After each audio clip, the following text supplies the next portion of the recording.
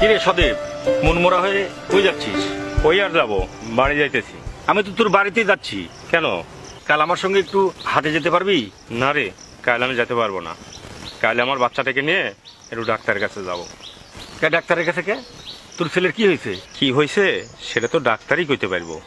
আরে তোর ছেলের সমস্যাটা কি সেটা তো কইবি। ছেলে আমার কলেজে উঠছে, ঠিক মতন খাওয়া দাওয়া করে না, আবার 12-1টা পর্যন্ত ঘুমায়, কলেজেও যায় না। ছেলেটাকে নিয়ে যত আমার সমস্যা। আর এই সমস্যা তো আমার ছেলেরও হয়েছিল। ডাক্তারের কাছে যায় কোনো লাভ নেই, ডাক্তারের চিকিৎসা দিতে পারবো না। আমি একটা কথা বলি, সুন্দর একটা কবিরাজ বাড়াইছে। তাই নাকি? শ্রীমতী তৃপ্তি রানী। আচ্ছা আচ্ছা। খুব ভালো জটিল ও কঠিন রোগের চিকিৎসা করে। তাই? খালি চিকিৎসা না, আচ্ছা। চিকিৎসার পরে ভালো হয়েছে কি না পরীক্ষা নিরীক্ষা করার জন্য অনেক ব্যবস্থা আছে তার কাছে। তাই? এমনকি আমারও তো একটু সমস্যা হয়েছিল। আচ্ছা আচ্ছা। আমি ওখানে যাই, হ্যাঁ হ্যাঁ। এখন মোটামুটি সুস্থ। তাই? হ্যাঁ, তো তোর ছেলেকে ওখানে নিয়ে যা, সবচেয়ে ভালো চিকিৎসা পাবি। আচ্ছা আচ্ছা ঠিক আছে, থাক। আমার আবার রহিমের কাছে যেতে হবে, তুই তো হাটে গেলি না। হ্যাঁ হ্যাঁ। রহিমকে নিয়ে আমার গরু কিনতে হবে। আচ্ছা ঠিক হাটে যেতে হবে, ঠিক আছে? আচ্ছা। আরে ঠিকানাটা তো দিয়ে যা। খুব তাড়া আছে, আমি তোকে মেসেজ করে পাঠাবো নি মোবাইল নাম্বার। আচ্ছা ঠিক আছে।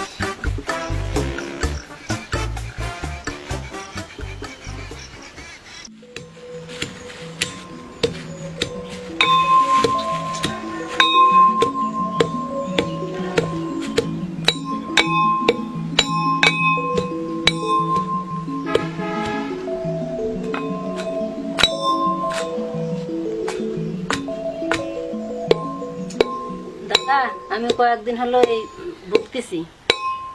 আমি ওষুধপাতি দিচ্ছি, একজন লিয়ে যা, ঠিক মতো খা, তাহলে পরে ভগবান দিকে ভালো হয়ে যাবে। খাওয়ার নিয়ম হলো রাতে খাওয়া দাওয়া, শোয়ার আগে খাওয়া দাওয়া, গরম জল খাবি। এইভাবে দিনে 3 বার খাবি, কয়েকদিন খালি ভালো হয়ে যাবে। আচ্ছা দাদা, নমস্কার দিদি। আচ্ছা, ঠিক মতো ওষুধটা খাও।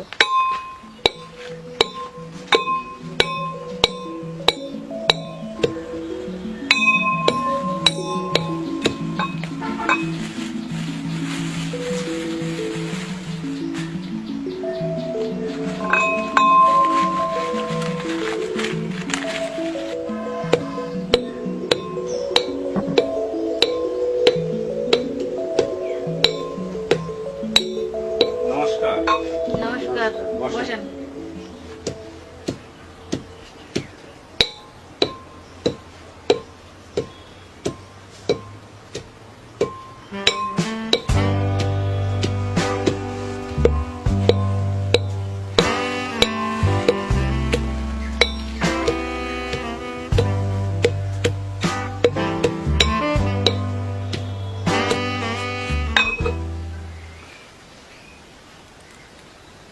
রুগীকে?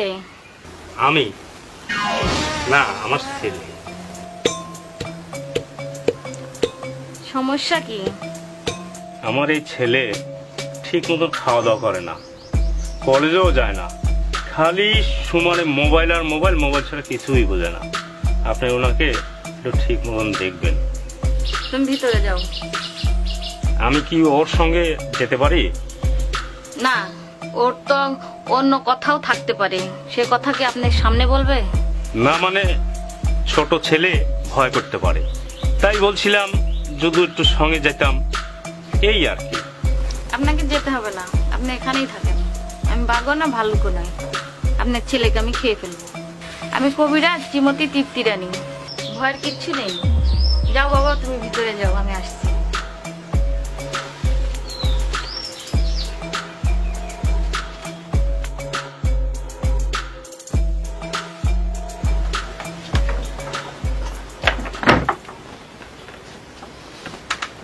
আপনাদের ভিতরের পরিবেশটা তো অনেক ভালো। নাম কি তোমার? মোহন। বাহ, খুব সুন্দর নাম তো। বাবা মোহন, তোমার বস্তার মুখটা খুলো তো বাবা। খুলে তোমার ওই বস্তার কলারটা আমাকে দেখাও তো। পারবো না, আমার শরম করে। ডাক্তার কবিরাজ এদের কানে শরম করলে চলে? শরম করলে তো চলবে না। তোমার সবকিছু আমার জানতে হবে, বুঝতে হবে, তবেই না তোমার আমি চিকিৎসা করবো। খুলো তোমার ওই বস্তার মুখটা, খুলো, খুলে আমার কলাটা মানে দেখাও।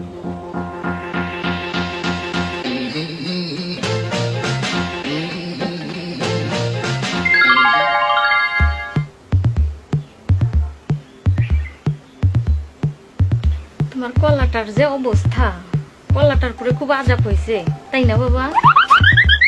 রাখো কলাটা, তোমার ব্যাগের মধ্যেই রাখো।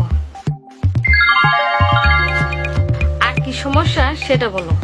কিছু খাইতে ভালো লাগে না, খালি ঘুমাইতে ইচ্ছে করে, আবার ঘুমাইলে ঘুমও ধরে না, একখান দিয়ে দাঁড়াইলে গা মাথা ঘুরে, এসব আর কি। তুমি কি প্রতিদিন ঘুমের মাঝে লাল নীল স্বপ্ন দেখো? জি দেখি। নেটে কি রসালো সিনেমা দেখো? রসালু সিনেমা মানে বুঝলাম না। যে সিনেমা দেখলে মনের মধ্যে রসের উদয় হয়, আবার রস আপনি আপনিই ঝইরা পড়ে, সেই সিনেমার কথা বলছি বাবা। না মানে দেখি একটু আর কি। সিনেমা দেখে কি হাত দিয়ে মাটি কাটো? জি বুঝলাম না। বলছি সিনেমা দেখে কি হাত দিয়ে মাটি কাটো? জি কাটি, কিন্তু বেশিক্ষণ কাটতে পারি না, শরীর হাঁপা ওঠে। তাহলে আমার বাচ্চাটা তো ভালো হবে দাদা। হ্যাঁ, ভগবানের কৃপায় ওষুধপাতি ঠিক মতো খেলে পরে এটা সপ্তাহের মধ্যে ক্লিয়ার হয়। বুঝছি, আমি তোমারে দাওয়াই দিলে 7 দিনের মধ্যে তুমি সুস্থ হয়ে যাবে, তারপরে তুমি যত খুশি তত মাটি কাটতে পারো। এইভাবে তো মাটি কাটানো যাবে না, তাতে তোমার সমস্যা হবে, বড় ধরনের সমস্যা হবে। মাটি না কাটলে কেমনে বুঝবো আপনার ওষুধে কাজ করলো কিনা? তার জন্য তোমার প্রেমিকার সাহায্য নেবা। আমার তো কোনো প্রেমিকা নাই, তাহলে আমার মাটি কাটা ছাড়া কোনো উপায় নেই। আছে, সব ব্যবস্থাই এই তৃপ্তি রানীর কাছেই আছে, এক্সট্রা ফি দিলে সব ব্যবস্থাই আছে। সত্য কইতাছেন? তৃপ্তি রানী কখনো মিথ্যা কথা বলে না। তোমার 7 দিনের কোর্স দেবো, খাওয়ার পরে তারপরে তোমার আমি পরীক্ষা নেব। এখন চলো যাই।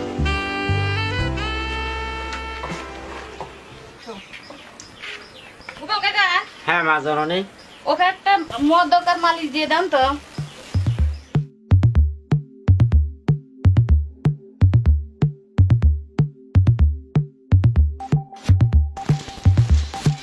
এই ওষুধটা সকালে খাবে, রাতে খাবে, আর মালিশটা দিনে 2 বার। কত টাকা বিল হলো আমাদের? 3500 টাকা।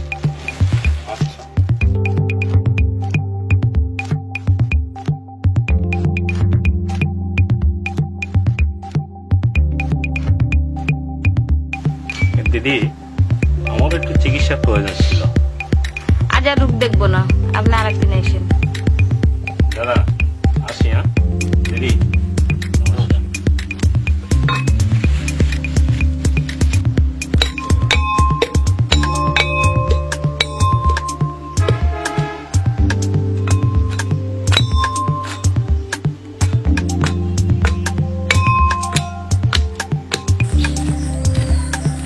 সবকিছু তো ঠিক মতন খুলে বলছিস বাবা? সবকিছু খুলে বলছি বাবা। এতদিন যত ডাক্তারদের কাছে গেছি তাদের থেকে এই কবিরাজ একদমই আলাদা। আচ্ছা আচ্ছা কবিরাজটা খুবই ভালো। একটা লোক এই কবিরাজের কাছে এলে অবশ্যই ভালো হবে। আচ্ছা বিশ্বাস না হয় তুমি এই কবিরাজের কাছে যাও, যা চিকিৎসা নাও। আচ্ছা ঠিক আছে ঠিক আছে, তুই আগে ভালো হ, তারপরে দেখা যাবে। আমি তো অলরেডি এখন ভালো হয়ে গেছি তাই বাবা। আচ্ছা ঠিক আছে ঠিক আছে, এখন চল বাড়ি চল। চলো।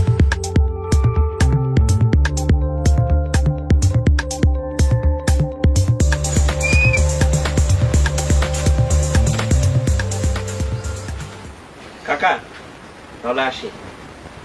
গোপাল কাকা, সদরকে পাঠায় দেন। হ্যাঁ মা জননী, বলেন। খালি হাতে যাচ্ছেন, আপনার ওষুধ কই? আমি 7 দিন আগে ওষুধ নিয়ে গেছি, আচ্ছা। আজকে আমার প্র্যাকটিক্যাল ছিল, তাই পরীক্ষা দিয়ে আসলাম। আচ্ছা আচ্ছা। ভাইজান, আমার অনেক কাম আছে, তা আজকে কি আপনার কোনো পরীক্ষা আছে? আরে না, আজ আমার চেক আপ আছে। আচ্ছা ভাই, তাহলে আমি চলে যাই। আচ্ছা ঠিক আছে। গোপাল কাকা, সদরকে উনারে পাঠায় দেন। বাবাজি আপনাকে ডাক।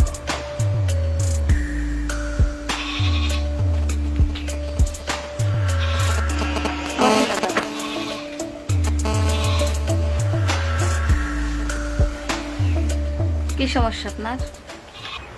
সমস্যা কি বলবো, বেশ অনেকদিন হলে আমার বউটা মারা গেছে, তাই মনে করলাম যে শরীরটা একটু নার্ভাস, মনে হলো যে আপনার একটু পরশ নিয়ে যাই।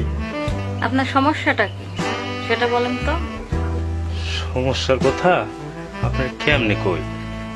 লজ্জার কিছুই নেই, যেটা সমস্যা সেটাই বলবেন। দিদি, স্ত্রী মহলে যাতে আমি সুপুরুষ হয়ে থাকতে পারি সেই ব্যবস্থাটাই আমাকে করে দিবেন।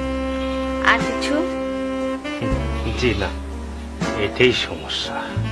একটা মদক দুধের মধ্যে মিশ করে দিনে 2 বার খাবেন, 7 দিনের মধ্যে কোথাও যাওয়া যাবে না। দিদি, আমার কি পরীক্ষার ব্যবস্থা করান জানা এখানে? যায়, ওষুধ খান, ওষুধের কোর্স পূর্ণ করেন, তারপর যোগাযোগ করেন। আপনার কথায় খুশি হলাম। গোপাল কাকা, জি মা জননী। ওকে একটা মদক দিয়ে দাও তো, আর 1500 টাকা নিয়ে নিও। আচ্ছা। আচ্ছা ঠিক আছে, তাহলে আসি। হ্যাঁ, ওকে।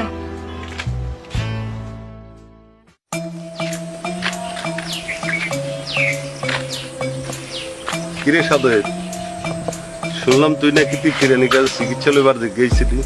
হ্যাঁ গেছিলাম। সুদেব, আবার কবে যাবি? আমারে না 7 দিনকার কোর্স দিছে, 7 দিন পর আমার প্র্যাকটিক্যাল হবে। সেই 7 দিন পর আবার যাবো আমি। তাই? ওই দিনকে আমার প্র্যাকটিক্যাল আছে। আচ্ছা, ওই দিন যেদিন যাস হ্যাঁ হ্যাঁ, আমারে লইয়া যাস, ঠিক আছে। কারণ আমার ওই ভুঁড়িটা নইয়া না, আমি খুব বিপদে আছি। আচ্ছা আচ্ছা আচ্ছা, ঠিক আছে, আপনি বড় ভাই যাবেন, আচ্ছা। সমস্যা নাই। আমার লইয়া যাস কিন্তু। হ্যাঁ ঠিক আছে ঠিক আছে বড় ভাই, আচ্ছা, ঠিক ঠিক আছে, আছে। আচ্ছা আচ্ছা আচ্ছা ঠিক আছে। সুদেব, হ্যাঁ আমার লইয়া যাস কিন্তু। ঠিক আছে ঠিক আছে, আপনি আমার বড় ভাই না, অবশ্যই নিয়ে যাবো। আচ্ছা।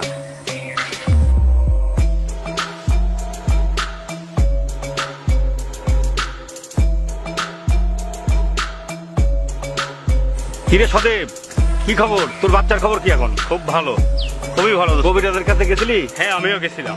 আমাকে 7 দিনকার কোর্স দিছে, এখন 5 দিন যাচ্ছে, আর 2 দিন আছে বাদ। তাই? আমার এই 2 দিন পরেই আমার প্র্যাকটিক্যাল হবে।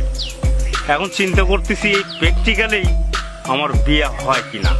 হবে হবে হবে। প্র্যাকটিক্যাল আমি টিকা যাই, তাহলে কিন্তু আমার নিশ্চিত বিয়ে। সে সুবাদে আমরা বিয়ে খেতে পারি। হ্যাঁ, আমার জন্য আশীর্বাদ করিস, ঠিক দোস্ত। আছে ঠিক আছে। আচ্ছা আচ্ছা।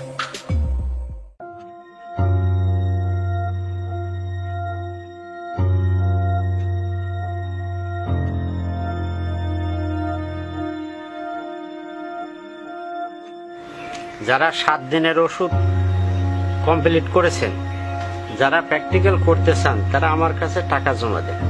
আপনাদের জন্য মা জননী শ্রীমতী তৃপ্তি রানী বসে আছে। দাদা, আমার একটু তাড়া আছে, আমাকে একটু আগে দিবেন না? টাকা দেন আর ভিতরে যান।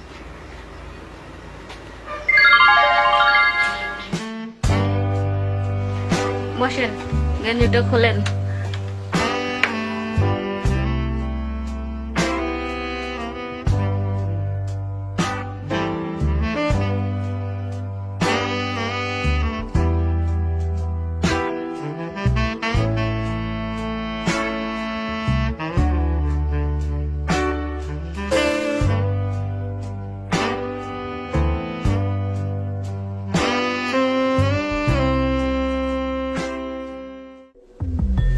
একটি কথা বলবো? বলো। তোমাদের কি এই কবিরাজের টাকায় কি সংসার চলে না? চলে। তাহলে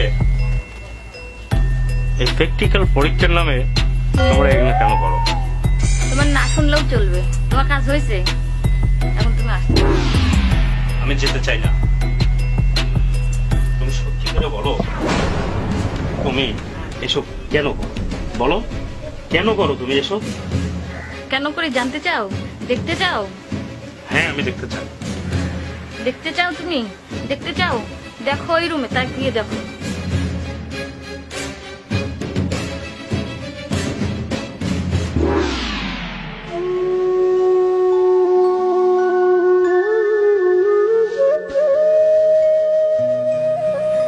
কে উনি?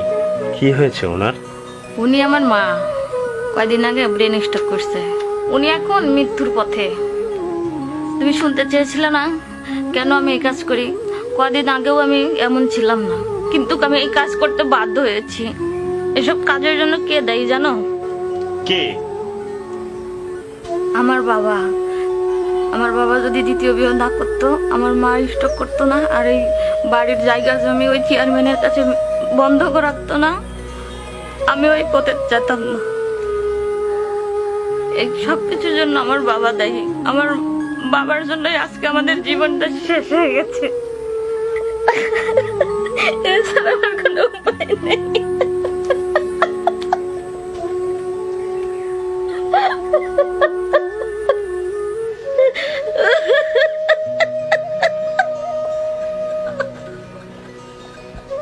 তোমার কত টাকা লাগবে বলো, বলো কত টাকা লাগবে? 1 লাখ, 2 লাখ, বলো।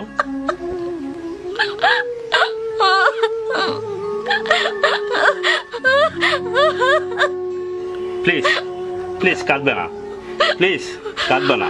আজ থেকে তোমার সম্পূর্ণ দায় দায়িত্ব আমার। তোমার আম্মার অসুখের যত টাকা লাগে আমি দেখবো। প্লিজ তুমি কাঁদবে না, কাঁদবে না মোনা, আমি আছি আজ থেকে তোমার। না না, তা হয় না। আমি তো বিবাহিত ছিলাম। কেন হয় না? আমিও তো বিবাহিত ছিলাম। আমারও কেউ নাই, তোমারও কেউ নেই। আমি যদি সবকিছু ভুলে তোমাকে পেতে চাই, তোমার আপত্তিটা কোথায় বলো? তুমি আবার যদি ওর মতো ফেলে দিয়ে চলে যাও? আমি কখনো তোমাকে ছেড়ে চলে যাব না। এই মনটা আজ থেকে শুধু তোমার জন্য।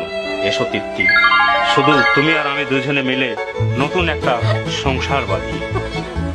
তুমি আমাকে ফেলে কখনো যাবে না।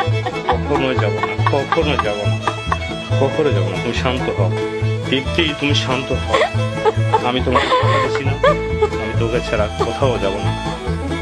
এই ভিডিওর দ্বিতীয় অংশ দেখতে চাইলে কমেন্ট করে জানান।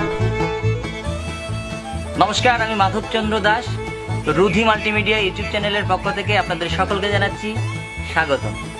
দর্শক, আমরা এই মুহূর্তে কবিরাজ শ্রীমতী তৃপ্তি রামনি একটি শর্ট ফিল্ম শেষ করলাম। শর্ট ফিল্মের কাজ আজ যে বাড়িতে এই শর্ট ফিল্মের কাজ আমরা সম্পূর্ণ করলাম, গোপাল কাকা চরিত্রে যে অভিনয় করলেন আমার পাশে বসে আছে, ইনি শুধু এই শর্ট ফিল্মের অভিনেতা নয়, ইনি প্রকৃত কবিরাজ। ইনি গোপালচন্দ্র ঘোষ, ইনি কবিরাজ করেন। আর আমাদের যে গল্প কবিরাজ শ্রীমতী তৃপ্তি রানী, এটা আসলে একটা অন্য একটা বানানো গল্প। এই গল্পের সঙ্গে এই গোপালচন্দ্র ঘোষের কোনো সম্পর্ক নেই। ইনি একজন ভালো কবিরাজ, ইনার অনেক সুনাম আছে। তো আমরা এই বিষয়ে কথা বলবো কবিরাজ কাকুর সঙ্গে। কাকু, আপনাকে ধন্যবাদ আমাদের ইউটিউব চ্যানেলের পক্ষ থেকে, আমাদের দর্শকদের পক্ষ থেকে। আপনি কি কি রোগের চিকিৎসা দিয়ে থাকেন আমাদের দর্শকদেরকে একটু বলেন। আমি 1 নম্বর প্যারালাইসিস দিয়ে থাকি, 2 নম্বর ব্লাড দূষিত, লিভার জন্ডিস, তারপরে শরীর দুর্বল, তারপরে মেয়েদের সাদা সাপ, বাচ্চা ছেলে মেয়ে হচ্ছে না, মাসিক হচ্ছে না, তারপরে উপরা, জিনভূত, করণী, তারপরে অনেক দেখা যায় যে ডাক্তার কবিরাজেরা রোগ ধরতে পারছে না, সেসব রোগের চিকিৎসা করি। তারপরে আলসার, এগুলো আমি গাছগাছরা চিকিৎসা করি। দর্শক, আপনারা এতক্ষণ কাকু কি ধরনের চিকিৎসা দিয়ে থাকেন সেই সব চিকিৎসার কথা আপনারা জানতে পারলেন। তো যারা এই ধরনের রোগে আপনারা ভুগছেন, তারা অবশ্যই স্ক্রিনে দেয়া নাম্বারে যোগাযোগ করবেন, এই কাকুর সঙ্গে যোগাযোগ করবেন। আপনাদের আশা করি আপনারা যে রোগে যে সমস্যায় ভুগছেন তা আশা করি ভগবানের কৃপায় তা আপনারা মুক্ত হয়ে যাবেন। সবাই ভালো থাকবেন, সুস্থ থাকবেন এবং রুধি মাল্টিমিডিয়া ইউটিউব চ্যানেলের সঙ্গেই থাকবেন।